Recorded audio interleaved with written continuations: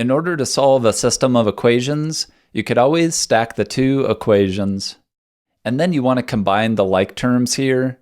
But in the middle, we get 3y minus 3y. Those ones are just going to cancel. And that's always what you want. You want one of the letters to disappear.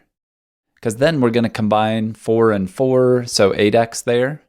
And 9 and 15, 24 on the right side. And finally, it's going to be 8 times what will give you 24. So x right there, gotta be 3. And then we're done for that problem there. Sometimes we have to solve for both letters x and y. That's called an ordered pair. But you still start the same way. So in this case, once again, these y's are going to cancel. Let's get rid of them. And then we've got 3x plus x. That's just a 1x there, so 4x. And then 12 and 8, 20 on the right side. But once again, 4 times what will give us 20? So x has to be 5. But because it's an equation, you could get x by itself. It's being multiplied by 4, so we'll do the opposite, divide by 4. These will cancel. 20 divided by 4, that's another way to get 5. Now, x is always the first number, so it could be a or it could be b. But let's get rid of c and d.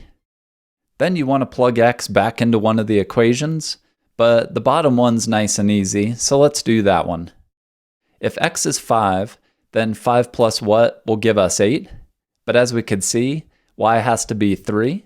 So that is the correct y value, or the second number there. And that's x, that's y. Those values work, so that is the ordered pair there. Sometimes they'll just give you one of the answers here. Y is -2, that's the second number. Could be b, or could be c. Let's get rid of the other guys. Now we want to plug it back in. So we'll get 5 times -2 on the left side there. That'll give us -10. And then we want to find what x could we plug in here to make the right side -10. But if we did x is -3, that'll do it, because 2 times -3, -6, minus 4, that does give -10. So x is -3, that's always the first number, and then we knew y was -2, they just told us, so C, that's got the right stuff there. And one last one. Sometimes the variables don't cancel right away, but imagine if this one had a 3.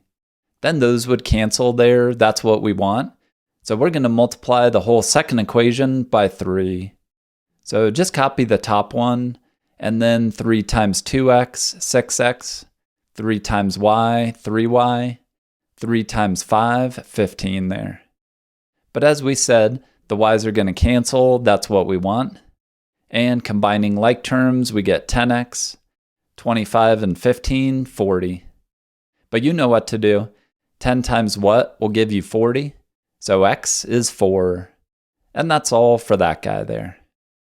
So if the equations don't cancel initially, you could always multiply by something, and then you could get them to cancel.